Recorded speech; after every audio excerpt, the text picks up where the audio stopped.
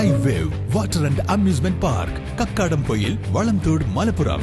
ചാലിയാർ പുഴയിൽ ഒഴുക്കിൽപ്പെട്ട് കാണാതായ യുവാവിന്റെ മൃതദേഹം കണ്ടെത്തി. മമ്പാട് ഭീമുങ്ങൽ പനയംതൊടിക യാഷിക് എന്ന 33-കാരന്റെ മൃതദേഹമാണ് എടവണ്ണ സീതിഹാജി പാലത്തിന് മുകൾ ഭാഗത്തായി ഇന്ന് കണ്ടെത്തിയത്.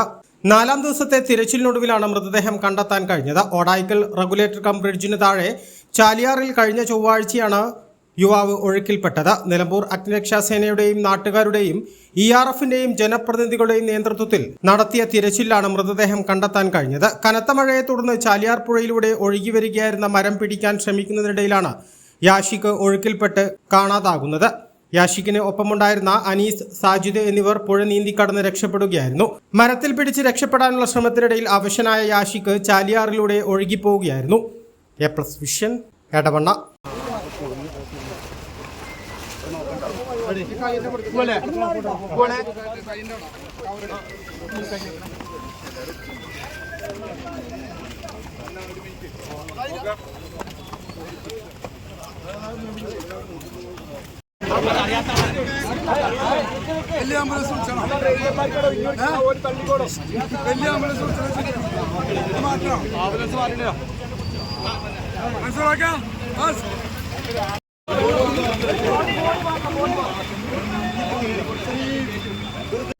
Sky Wave Amusement Park, Kakkadampoyil, Malappuram.